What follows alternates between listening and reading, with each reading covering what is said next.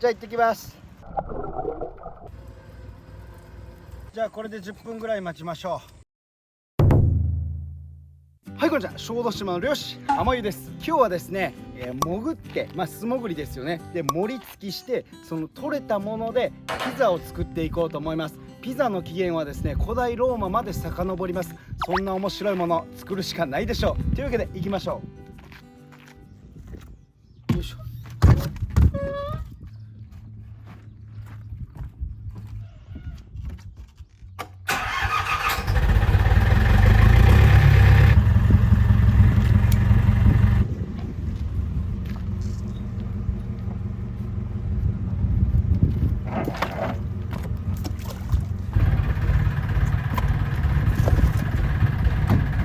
出航だ。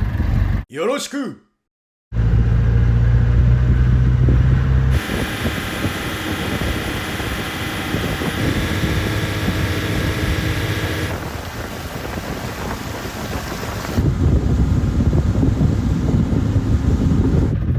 はい、じゃあ到着しました。よいしょ。光入れて、これでちょっと伸ばして船を固定します。若干潮速そうですね。で、今日潜るポイントはこちらですね。絶海の孤島がある島です。島じゃないけど。じゃあ早速スーツに着替えたいと思います。はい、じゃあ着替えることができました。太りすぎてパツパツです。で、今日使うボリは、こちらの動画で作ったこのボリですね。長いやつ。これでいきたいと思います。で、スーツってスーツだけじゃ浮くので、鉛をつけて沈ませる必要があります。これがまた重たいんですよ。これで OK。 じゃあ行ってきます。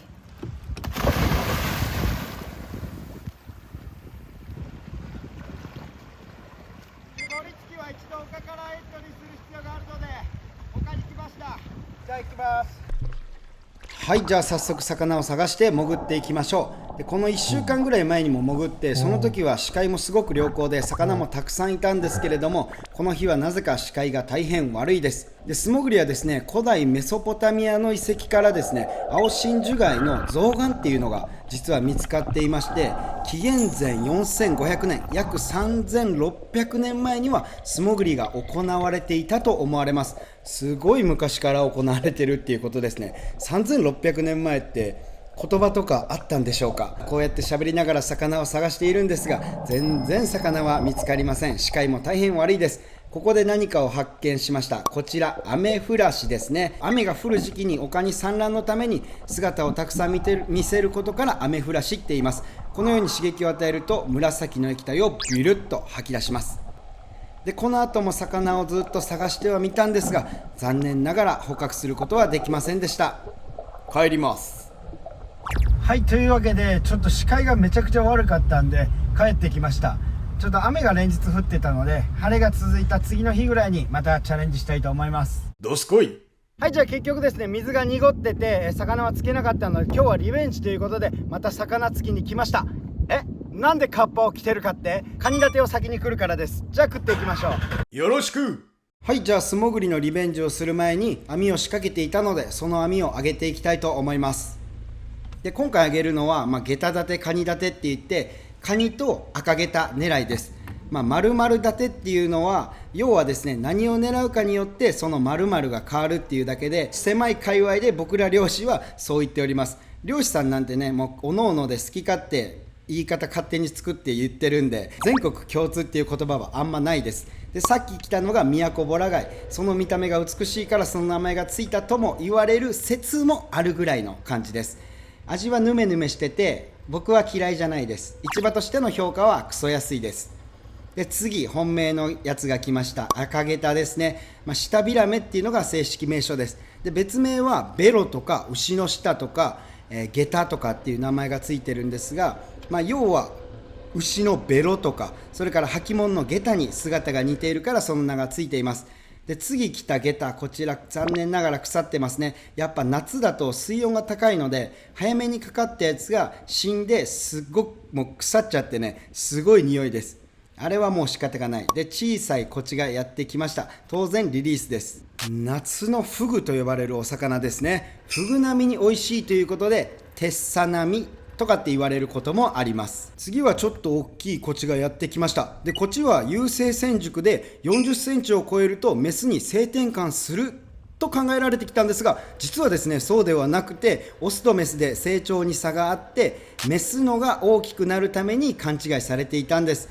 でもう一個の本命、ワタリガニも来ました。メンタですね。メスということです。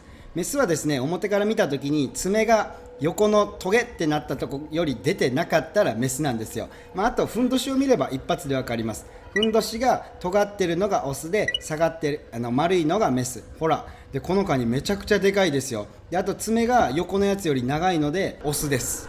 ワタリガニもすっかり姿を潜めてしまって、5年前だったら何回も言ってるんですけど、めちゃくちゃいたんですけどね。で次やってきたのがイシガニです。これ味も良くて美味しいんですけど、やっぱ市場での値段が非常に安くて、なおかつ網にかかるとあの大きさでワタリガニより網を大きく破るので、僕はちょっと敬遠していますでマダイがやってきました。小さいのでリリースですね。でマダイとか結構弱くて、夏の時期にとってもやっぱ生かして売ろうと思っても結構死んじゃうんですよ。だから今生かしてるマダイっていうのは大変貴重です。そしてここでまたマゴチがやってきました。ちなみにこっちの名前の由来っていうのは、貴族が正装で着ていた骨や尺に形が似ていて、それがなまってコチになったとか、骨っぽい骨に由来するという説があります。勉強になりますね。で皆さん大好き水中映像、カニにゲタが来ております。もう僕ぐらいのレベルになると、遠くからでも一瞬で何が来ているのか判断することができます。で次ヒラメがやってきました。ヒラメはですね春に産卵するので、もうタイと一緒なんですよ。だから夏ぐらいになるとちょっとずつ超えてきて、味も良好です。夏のタイとか若干なんか臭そうなイメージとかあるかもしれませんが、非常にね甘みも強く美味しいです。厄介者の赤エイが来て、その後ワタリガニのいいのが来ました。今年はちょっとずつ増えてきたかな。1日網やって3匹とかしかいなかったのが5、6匹はかかるようになってきました。今日は結構かかってますね。若干ね裏の黄色いやつがいるんですよ。あれの理由はわからないんですが、なんとなくうまそうじゃないですか。でカニが外すの本当縦網で一番難しいです。カニを外せるようになったら、縦網外し界隈では一人前かなと。爪でこいつめっちゃ挟むんですよ。でこうやって上にちょっと持ち上げて落としてあげたりぶら下げてあげたりすると、自分で爪を外してくれます。これでコンプリートです。こちらのカニ、ワタリガニっていう名前の通り泳ぎが非常に得意で、水中の中に入れるとこの親指っていうのかな部分でパタパタとさせて海を渡って泳ぐことからワタリガニ。実際は渡るほどは泳がないと言われております。ちなみにハサミの部分なんですが、生物学的には観客といって足なんですよね。足で食ってるんですよ、この子たちは飯をね。それもまたその文化です。いいと思います。そして今日一の大物がやってきました。僕の手のひら、小さいですけど、それと比べてもかなりの大きさです。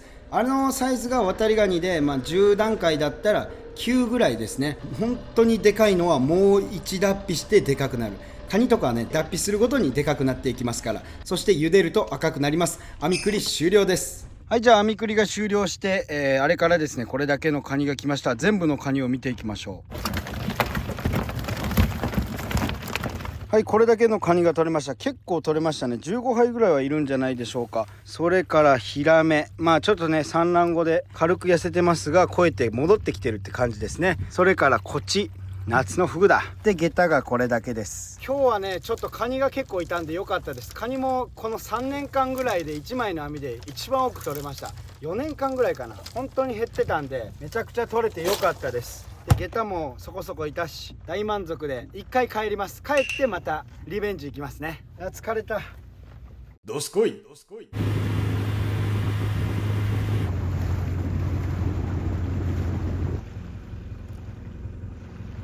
はい、じゃあいつもの無人島へ到着しました。先にね炭だけ下ろして火だけ移行しときます。食材下ろすとね前この動画で食べられてるんで、食材は下ろせない。船に積んどく。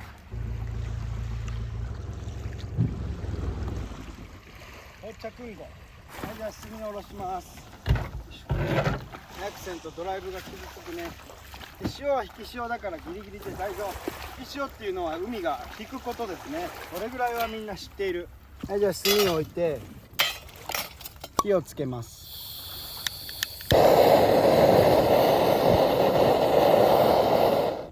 で炭を置いて、これで煮らしておきます。でいつもは島の南側でやってるんですけど、今回は北側に行きたいと思います。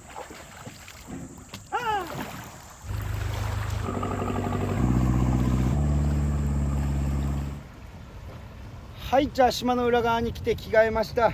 そしたらば怒りを打って、これで船が流れないようにして、めっちゃくぼるだこのレンズ。ここにつけれるようになってるですよね。じゃあ行ってきます。でも一回おかりエントリー。はい、それでは無人島リベンジ素潜りということでやっていきたいと思います。森を構えて魚を探していく。でここでアクシデントに見舞われました。なんとですね、森のこの一番大事な部分、ゴムの部分が劣化して切れてしまいました。日陰には置いてたんですけど、やっぱ1年ぐらいしか持たないですね。再び結び直おうとしてももうゴムが完全に腐って無理です。だから僕は今回手でつくことにしました。早速魚を探していきましょう。岩の中潜り、主観で探し、小魚は見えますが大きい魚は一向に見えません。ちなみに最初素潜りは3500年前には行われていたと言われていますが、日本での歴史も古くてですね、西暦285年に書かれた魏志倭人伝だったかな。魏志倭人伝ありますよね、中学校とかで勉強する。あれに海女さんの漁が紹介されていたりもします。だから日本でも結構古いですね。やっぱ長いやつでは無理だということで小さいやつに移行したんですが、小さいやつもゴムが腐ってました。結局長いやつに持ち帰ってもう一度海の中探していきます。さあ岩の中も探したりいろんなとこ探すんですが、結局ねこの日は見つけられませんでした。で素潜りの潜水の世界記録、いきなりなんですけど気にならないですか？フランス人の男性でなんとですね122メートルですよ。およそ30階建てのビルに相当するし、水圧もすごいだろうし、それで体を動かしながら4分も息を止めます。やばいですね。僕は終わります。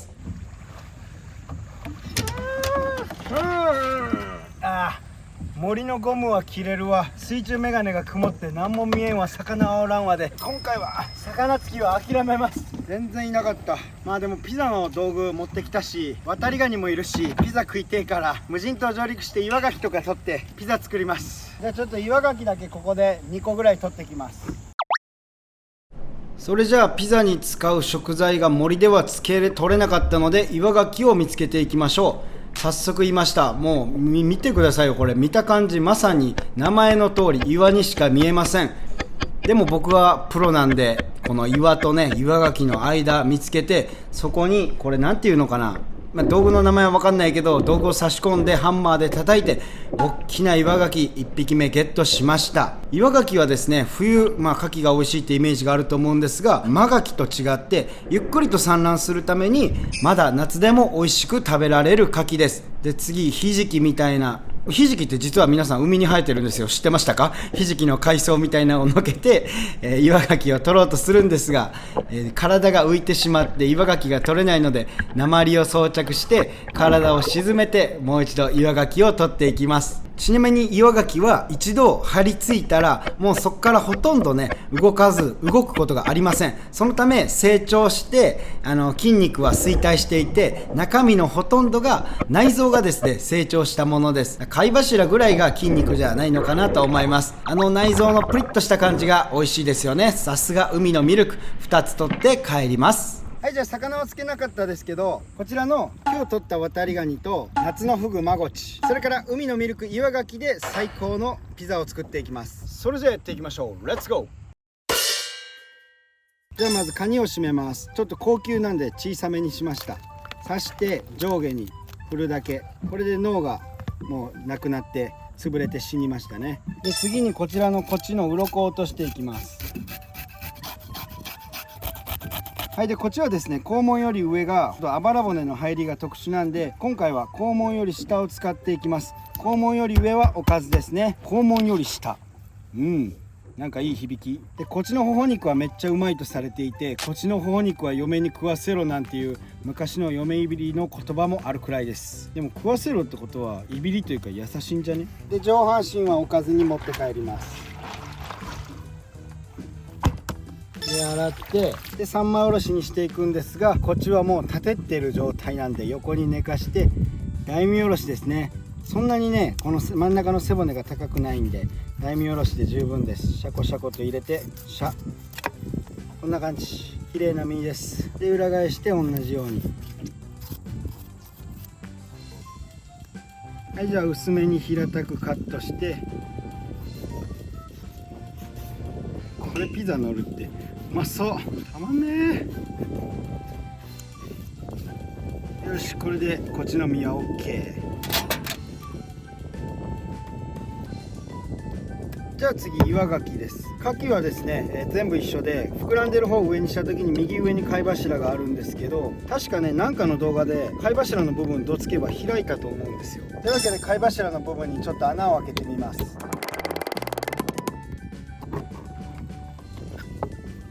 開かないんでそのまま正規の手順で開けます。まずちょっと殻を掃除して、よ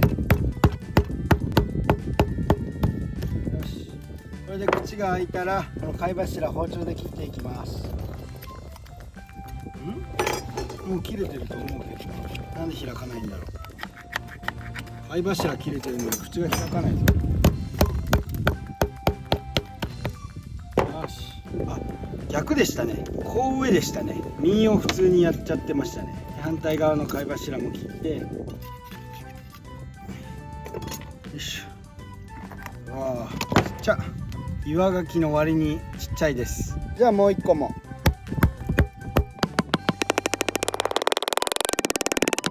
ちなみに牡蠣の殻は、炭酸カルシウムなんで燃えるゴミで大丈夫。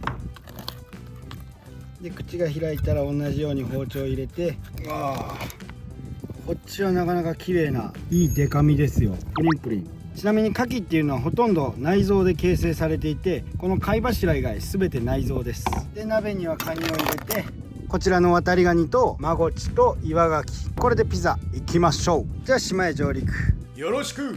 はい、じゃあ無人島やってきました。ちなみにこちらの T シャツ動画下から買えます。お願いします。で炭もめっちゃいい感じですね。じゃあ渡りガニ、海水すくいます。もう何回も言ってるんですけど、渡りガニ、中に水は入らないので海水でやっても辛くないです。むしろ甘い、ちょうどいい。これで渡りガニ火にかけておきます。消火力だからね、すぐ沸騰する。はい、じゃあピザ生地こねていきます。ちょっと重量測りながら、まずはこちら強力粉 200g ですね。 OK で次に小麦粉 50g。 あれ200だったのに190になってるぞ。ちょっと余計めに入ったけど OK。 うわー、砂糖と塩忘れたよ。持ってこようと思ってたんだけどな。まあいいや、もうね無人島なんてそんなもんですよ。次ここにオリーブオイル 20g。 これ特別なバージンオイルです。オイル、これはね贅沢すぎますよ。このオイル使うのめっちゃ高い。で次ドライイースト、ドライイースト 5g なんですけど、僕人生でドライイーストって初めて使うんですよね。こんな粉ですね。ドライイーストってなんだろう、発酵を助けるのかな。よし。で皆さんご安心ください。砂糖は忘れましたけど塩は1杯目の前にあるじゃないですか。こちらの塩をちょっと汲みましょう。塩も忘れちゃいましたね。 OK でここに水を140ぐらい加えましょうか。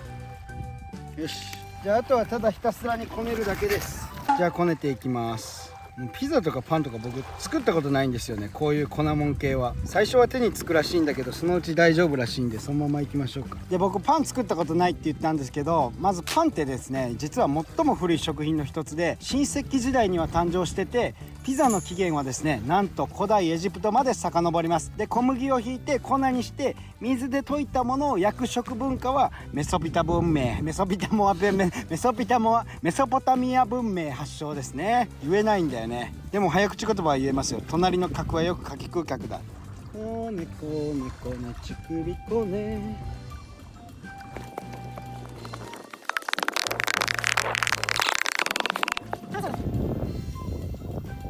よしこねれました。めっちゃいい感じ。めちゃくちゃもちもちで超うまそう。これすげえ。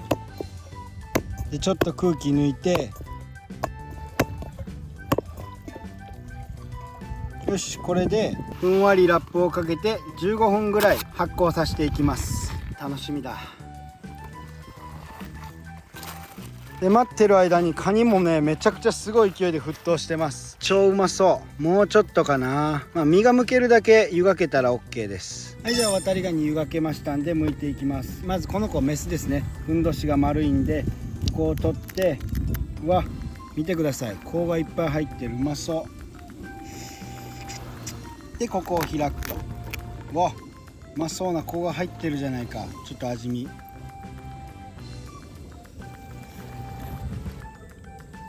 うまい。で次にここ取って、でここはまた食べる。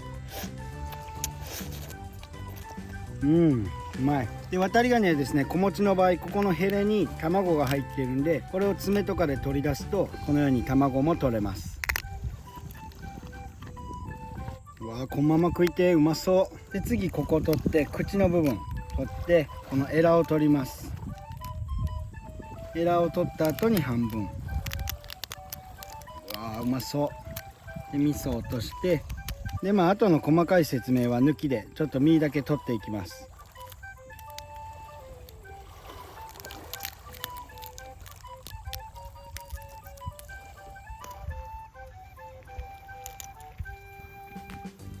はい、じゃあ身だけにできました。大量、うまそう、パンパンだ。はい、じゃあ先にピザソース作っていきます。じゃあ鍋にこちらホールトマト、これを加えて、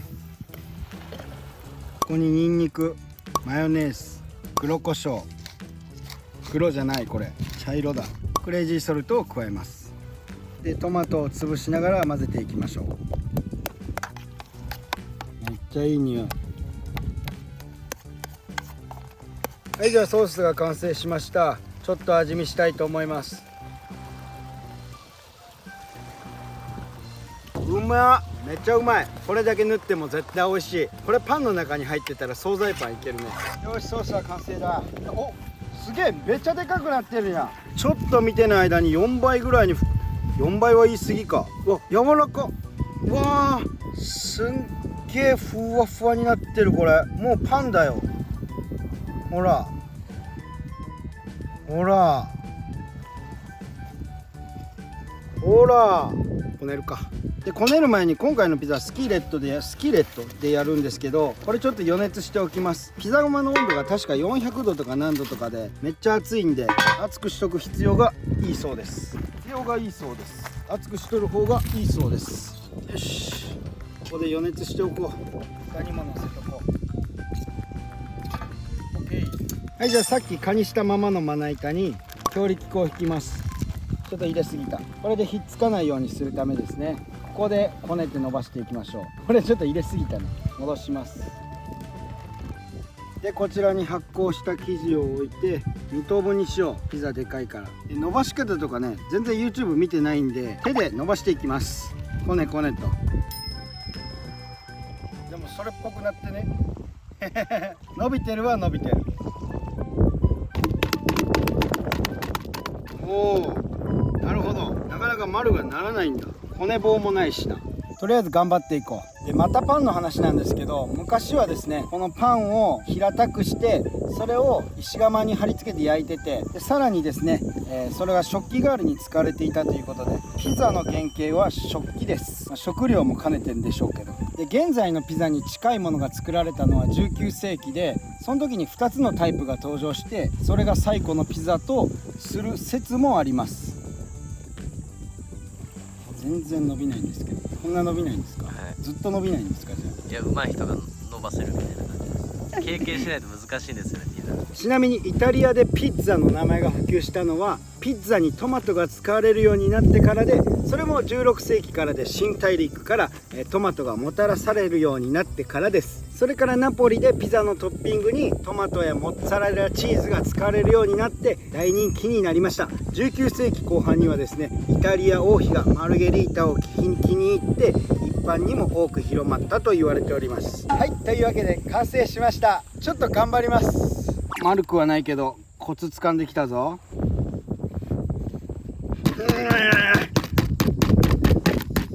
しゃ広がったぞ。じゃあ端こうやって成形していきます。よくあるやつ。まさかここでつまずくとは思わなかった。ピザってめっちゃむずいんだね。よし、いい感じだ。じゃあピザをクッキングシートの上に乗せます。錦糸卵作る時のフライパンから剥がすぐらい難しい。よし、OK。じゃあここに先ほどの作ったソースを塗っていきます。うまそう。いっぱい塗っちゃえ。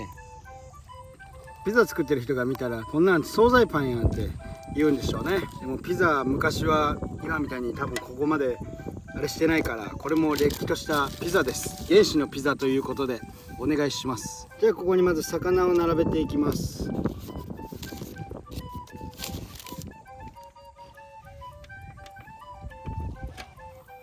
で次にこちらカニの身ですね。こちらを贅沢にまぶしていきます。うまそうだ。原価めっちゃ高いから多分ピザーラで食った方がうまいよ。ドミノピザとか。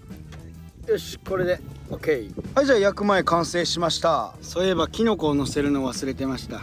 キノコのこ元気のこ。これで OK。 じゃあもうスキーレットも温まったでしょ。よいしょ。おお、じゃあめっちゃ熱そうじゃねえか。ちょっと冷まします。多分これ底が焦げちゃう。次にスキレットを置く石窯なんか組んどきます。スキレットを置く場所用。こういうの積む才能ある人すごいよね。めっちゃ綺麗に積むもんな。本気でやればいけるけどね。はい、じゃあスキレットの中にピザ入れます。本当はね、底板とか引く方がいいらしいです。底板引かないと焦げちゃうらしい。だから今回ね、もう上からだけの火でいこうかな。で最後に葉っぱを散らします。もう暑さでしなびてるよ。 OK よっ。じゃあこれ運んで、よいしょ。でこちらのかまどにちょっとだけ気持ちだけ炭入れましょう。下から余熱ぐらい、冷めないように。でここにスキーレットを置いて、で蓋をします。蓋をしたら上にいっぱい炭を置きます。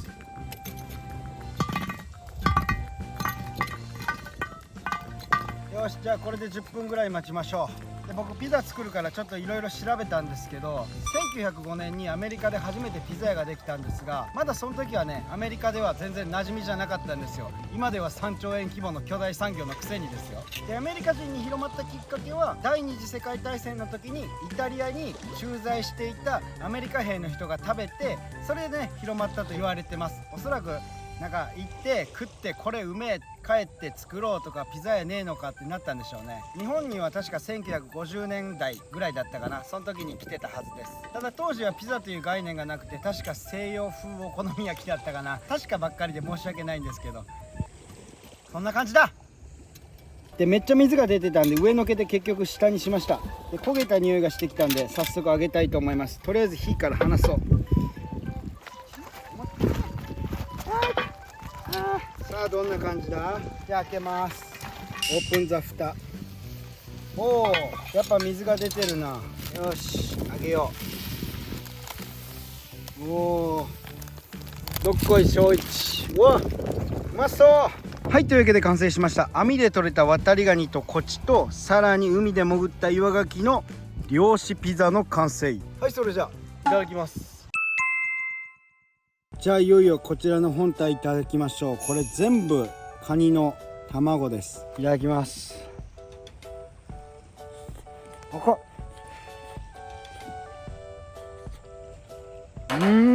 まずね、海鮮とかよりトマトが来るね。美味しいトマトソースとこう混ざり合って、その後に魚が泳いでくる。トマトのその海をなーって僕の口味覚にうまい。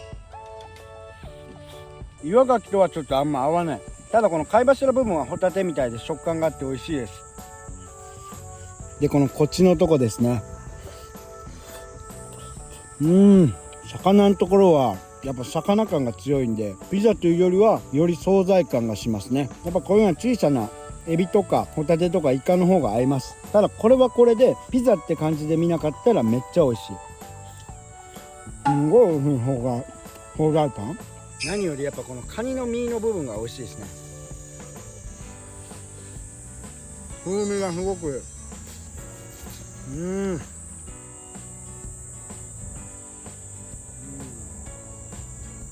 いや、めちゃくちゃうまいです。じゃあ、あとはゆるりと。ごちそうさまでした。はい、というわけで皆さん本日もご視聴ありがとうございました。いかがだったでしょうか。もともとはね、潜ったやつでそのままピザ作る予定だったんですけど、ちょうどカニ立て来る時で良かったです。カニと魚がいなかったらもう岩牡蠣だけでやらないといけないとこだったんで良かったですね。何より無人島とかね、自然の中でピザを作っていくっていう、そんな体験がとても楽しかったです。ぜひね、夏休み皆さんもピザ作り挑戦してみてはいかがでしょうか。本日もご視聴ありがとうございました。またお会いしましょう。 See you next time. バイバイ。バイ。